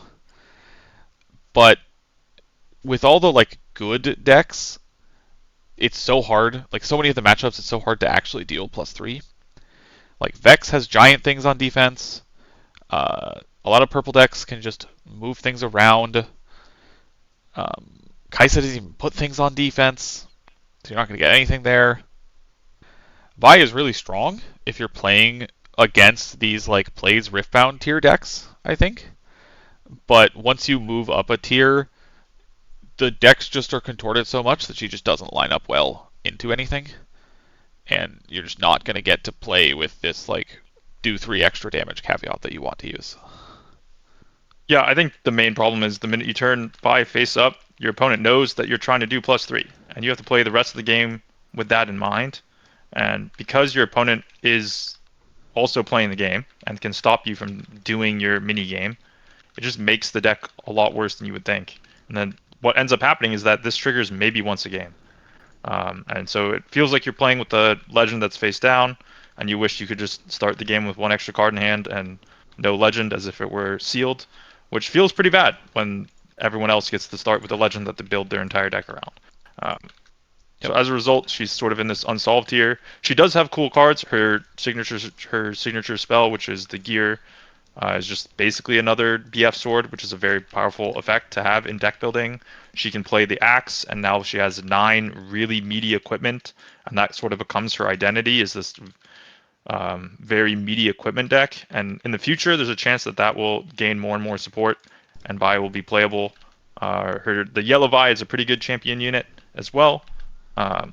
So altogether, she's almost there in terms of like being able to play Riftbound, but the interactions with her legend are what are holding her back for now. Yeah, I think like if she had some charms on color, she'd also be really exciting. But yeah, she's just missing the tools right now. All right, Lillia, which I think we've alluded to, but I'm gonna put Lillia at the top of meta defining, if this will let me. Because wow, is this deck nuts. It is doing something so different. This deck is ridiculous, fully meta defining, and you just need a plan for this deck if you're going to go forward. It's got this like early game of champion that doesn't cost power and even has accelerate on top of that, which means you don't even have to cast it if you draw better cards in the early game. And then this Smoke and Mirrors card that combos perfectly with it, which is why we're playing 3, because the Smoke and Mirrors are actually kind of bad if you don't have a Lillia, but if you have a Lillia, the Smoke and Mirrors are amazing and like completely game defining. So you want to play the Smoke and Mirrors, we play the extra Lillias just to make sure, but you're like moving your Lillia around and then use the Smoke and Mirrors to move it back. Now you have 2 sprites, now you can activate your legend for 2 energy, make a 3rd. Now you just have like 9 on defense at a battlefield while you took a battlefield, or you have 6 at defense on one, at 3 at the other, and you took both battlefields. Like, you're just asking your opponent to have so much might every turn, because while you aggress into them, you make units that play some amount of defense, and you can choose if you use your pump spells on defense if they have hard attacks and if it's good, or not. It's just really strong. The real unlock for us when this deck started to be like, what is this, was Heart of Dark Ice. It's a bit of an investment, but you can usually play it on like turn 3 or 4 while still making a sprite from something else. And that means you're attacking for 6 with that sprite, and then for every turn for the rest of the game, every time you make a sprite, it's just 3 bigger. These sprite bursts give you the perfect like meaty, impactful spell, so you don't need as much card draw. So you can like impact the board without spending runes for a bunch of mana with 1 card, and that gets you up to Watcher and Singularity to close out the game. This deck is just really good. Yeah, the one thing to sort of chime in on this deck, when you first play against this deck, it'll feel especially gross. There's some tricks with the Smoke and Mirrors and some just general play patterns that you have to learn with the sprites. I fondly heard this called as like there are some rakes that you can step on when you first play against certain Riftbound decks, and this is definitely one of them. In the future, though, as you learn to play against this deck, you have to realize that you really don't want to just keep sending units into the sprite grinder. So if you keep trying to, play the same pace that this Lillia deck wants to play, you're just going to have a bad time. What Lillia is asking you to do is to hold a battlefield. She's asking you to put, 15 might at a battlefield and protect it. And if your deck isn't capable of doing that or doesn't want to do that, you're just generally going to have a bad time. The sprites are going to grind you out. They're going to make it hard for you to take battlefields while Lillia constantly takes battlefields. And then at some point, she's going to close out the game with some combination of Sprite Burst and Sprite Fountain, or with Watcher. And uh, all in all, like, Lillia is just really good at accelerating the pace of the game. She's going to get to 6, and then she's going to try to win the game from there. And your best bet against Lillia is to not let her get her last 2 points, and that's just easier said than done, which is why we have her so high. Yeah, I mean, Watcher is the perfect card, right? Yeah, Watcher's the perfect card. Exactly what you said is, oh, the way to beat this is setting up a big hold, and now I just Watcher you. Yep, you kind of just check Lillia to see if they drew Watcher. That might mean Lillia ends up on 3 Watcher. The other thing is removal spells are just pretty bad here. Like, the only thing you really want to kill is Lillia, but it's not even that much investment if they didn't spend a power to put it in play. And then other than that, there's no real units that you need to kill. The Watchers that come down with Accelerate and an on-play effect. So if you're playing cards like Falling Star that are usually excellent against aggro decks, it's actually quite terrible here because all of the sprites have Accelerate and have already scored points before you even get to cast the Falling Star. So I think that's also why she's so meta-defining, is the traditional tools that we've used to beat aggro decks don't work here. Instead, you have to have cards like Purple Vex, which just straight up hate out the deck, and the sideboard has 5 ways to kill a Purple Vex. So you just have to change your list to respect what this aggro deck is about, and there's a chance that you just, based on the way your deck is built, just have a bad matchup. All right. Next up, we have Ivern. We almost put this in just didn't read because we didn't want to tier, but we did a little bit of research, and I think I can solidly say that this deck might play Riftbound. There's no way I can see that it ends up higher than that, because your card pool is so restricted in terms of units. You're playing at least like 26 to 30, and there's maybe 40 total options for what go in that slot. All the yellow removal spells are pretty bad with your plan of trying to hit all 4 types. But you do have green pump spells, and you're one of these legends that just says, while I'm on a bush, all my stuff is +1. So it kind of plays like, looks like it's going to play like Yi in that regard, or Ahri, of just like, yep, I've got green pump spells, and my stuff is big. And if you accelerate a Watcher at me, I probably lose the game. Yeah, I don't have much to say about this. I mean, I think 4 card types is just really hard. So when you're evaluating these card type cards, you should expect there to be like 2 or 3 of the types that are on. That's kind of sad because the best Ivern wants all 4 on, and he himself counts. But I think that's just going to be living the dream a little too hard. And as a result, I just don't think the hero is that competitive, and I'd rather talk about other things. Yep. Next up, Diana is, unfortunately, like a lot like Darius, this extra energy just does not play out. If you compare Diana to Ezreal, like 1 extra energy a lot of the time versus an extra card a lot of the time is just not a comparison. She's got a good unit, or 2 good units actually, to choose from, and she's got a good Sig spell, but Ezreal has a better unit, and maybe not better Sig spell, but like a comparable Sig spell. I just can't see a world where Diana is going to be played as the competitive choice to win a tournament. I mean, we're the 2 people that have played the most Tempo Ezreal, so I'm not surprised that we think Diana is just strictly worse than Ezreal. Most people are building Diana lists that are very similar to the sort of Tempo Ezreal concept that we like. The problem is you don't even have the mode of like draw cards with Ezreal and play defense that we like the Tempo Ezreal to be able to pivot to. You're forced to just be either Tempo or mid-range the whole time, and I just don't think there are, the meaty kinds of cards that Diana cares about. She wants things that you can cast at action speed a turn early and really feel good about, but Singularity is the best thing to do, and that's not castable at action speed.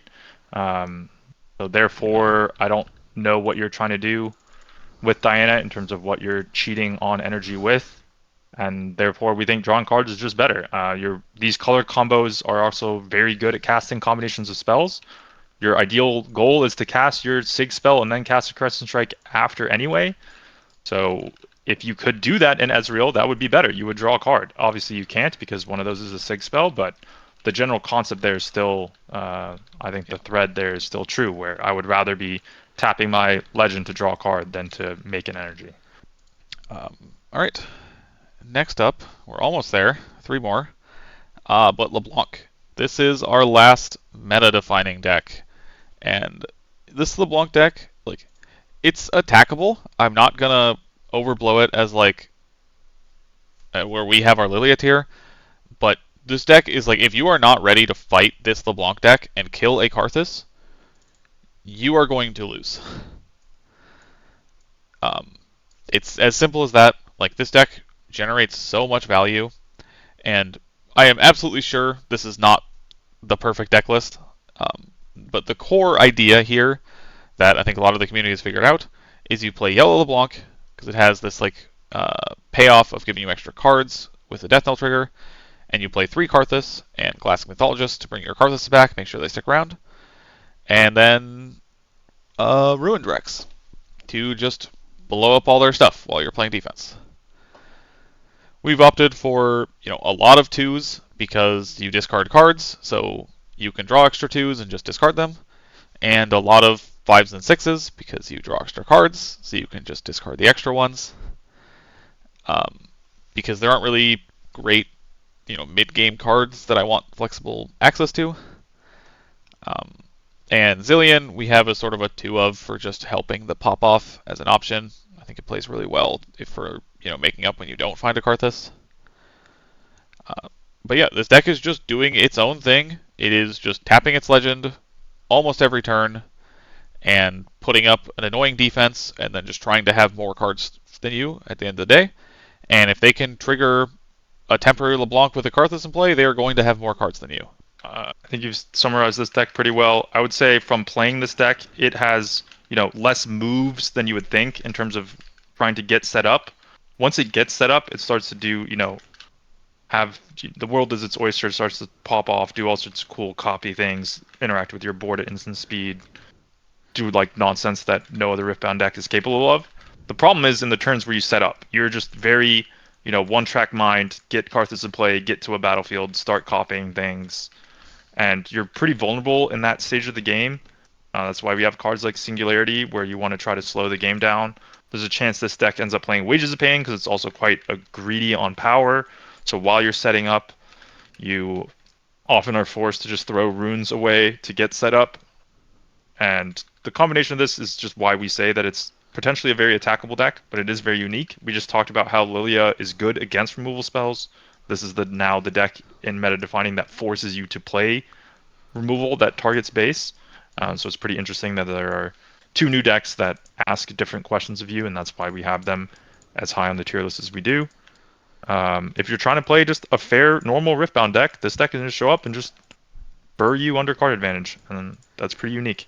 It also makes a lot of might for no energy, and that's why it gets to play sort of slow, is because every time you tap your Legend, you just make a giant temper unit for no reason.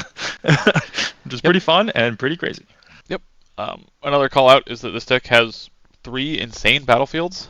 It's got a battlefield that hacks your temporary units before they die so you can draw cards, give shield to your temporary units, and then I don't know who figured this out, but someone in the community has definitely figured out that you can play this ganking battlefield on the play, and it is really good. You like swap your deck around. You have these 2 extra yellow LeBlancs in your sideboard and a blue LeBlanc to put as your champion. And now you can play on the play, just like turn 2, blue LeBlanc, then send it to a battlefield, copy it, gank it over to the other battlefield. And now you've got both battlefields with the LeBlanc that even though one has temporary, that one's going to stick around because of its text. And you can just start popping off a little bit faster and play like a much more aggressive game, potentially. Yep. And so, yeah, this deck definitely does something unique and is definitely powerful. Yeah, and interestingly, the blue LeBlanc is a different size than the Karthus, so if people are boarding cards like Deadly Flourish to kill your Karthus, you now have blue LeBlanc instead, and so you're able to, give your ability to bob and weave in post-board games and present different game plans to your opponent. So I think it's pretty interesting, and the fact that this battlefield lets you do that naturally just adds even more power to this deck. Yep. All right. Your maybe favorite deck coming into this set would be Kha'Zix. Um, this is going to be the one deck below Uniquely Powerful that we actually have a deck list for, because we do think there's something like definitely solvable here, but we have not quite found it. Yeah, so I think the first cool card that I'll talk about is Irresistible Treefolk. This is the 2-drop that, when it walks the battlefield, charms a unit to its battlefield. This is just a Kha'Zix card through and through. When you attack with this unit, you charm something, and you get to ambush in your purple Kha'Zix and eat their unit. Yes, your Treefolk will die in that exchange. If you're playing Star Spring, the battlefield listed here, you actually get to push your Irresistible Treefolk home. The Kha'Zix eats your opponent's unit, and your Treefolk is still alive to charm something again next turn. So because of that 2-drop we're playing it and those interactions, it's a really good card to enable ambush.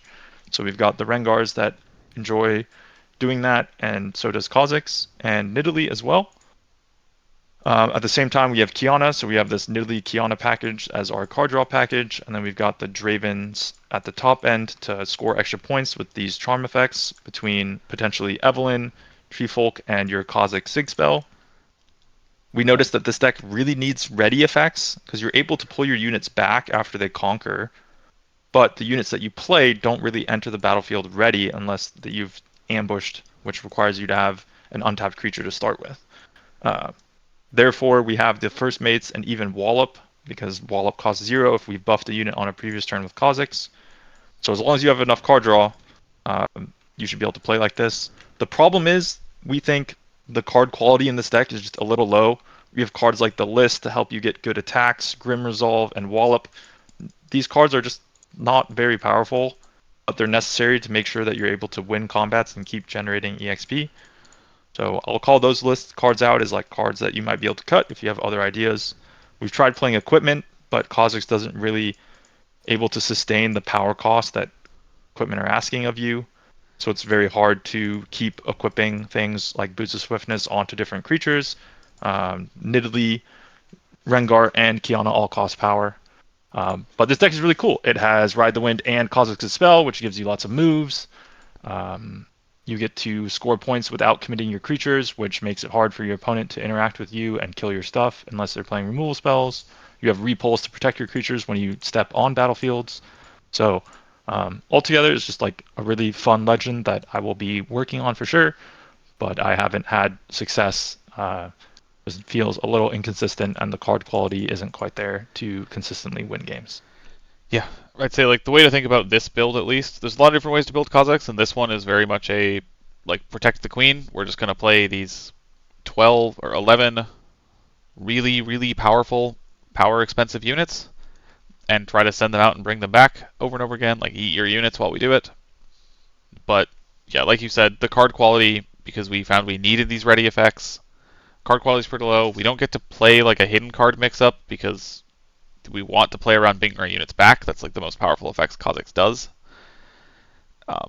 And the thing that does make this deck really, really pop off is the Irresistible Feyfolk. I think you kind of undersold. From being on the receiving end, this card is so annoying. You have the option of like playing your Kha'Zix to trade with my 2, but you can also just pump spell it. Equipment play really well with this card.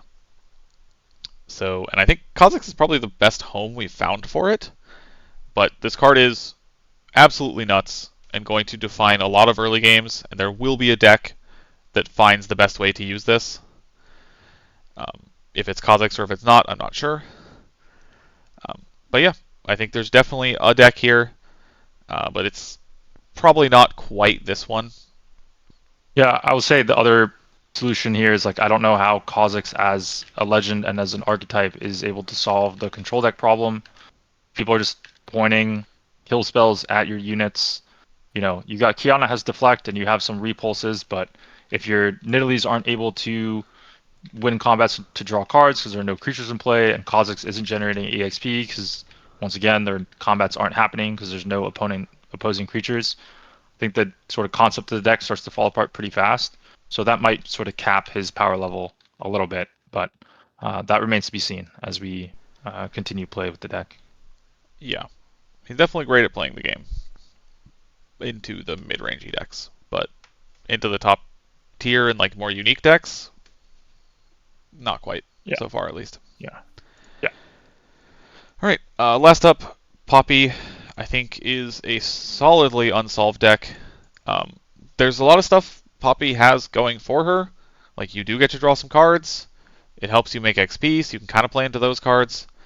But all in all, it's just a little bit awkward where you don't really get to play the level up cards because you want to spend your XP. And even the Poppy you want to play, like you can play the Poppy that makes XP. That's 5 for deflect because it's just like an objectively good card to have every game. But if you want to play the Poppy that costs XP to ready, then like now you're spending the XP on that, so you're drawing one less card. It just doesn't quite feel like it's there. I don't think these colors are very good at holding. I mean, she has sort of similar set problems. Like Sett was successful at holding in set 1 with making a really big set. She's trying to do something slightly different from that, which is like sort of hold efficiently to generate EXP and then use the card draw from that. But yeah, compare it to Vex, and it's like, how are we drawing? Vex is drawing a card for free for holding, and we have to make EXP to hold to do the same thing. Yeah, like Vex's So I unit don't. is better, or Vex's Sig spell is better, and No, her units I would say maybe Poppy better. Sig spell is pretty good. It's rebuke. It's not. It's quite rebuke. powerful. You're right. You're right. It's powerful. But yeah, in terms of just like the EXP cards, you have to play a pretty parasitic deck. Your card pool isn't as wide. There's some good cards. There's like a 5/5 for 5 that has Hunt 3, which basically says conquer draw a card. There's a cool battlefield that says when you hold, trigger your conquer effects here, which lets you just generate a ton of EXP in one shot that Master Yi is known for playing. But altogether, just I don't know why you're playing Poppy, and I don't. There's a chance that the EXP cards are good enough that you get to create a card draw engine. You get like Blood Rose if you're able to generate lots of EXP, so you can then pivot to spending EXP on readies instead of on cards once you have enough cards. So there's potential in some of the cards that I've mentioned, but none of it is sexy enough for us to say that it's a good deck. Yeah. But yeah, that's it. That's all the legends. Hopefully this gave you a clear starting point for deciding what to play in set 3, and how these new cards impact the existing strategies and open up some new ones. I've got a lot more Riftbound content on the way. I'm going to wrap up my Tempo Ezreal matchup guides series, and then I'm going to do at least one video focused on Limited and how to actually prepare for the pre-releases and playing with these new cards. If either of those sound useful to you, remember you can drop a subscribe so you don't miss them. And then one final note is that I know there's not a lot of Riftbound content being made yet. So if there's something you feel like is missing and something you'd like to see, just drop me a note in the comments. I'd love to hear from you.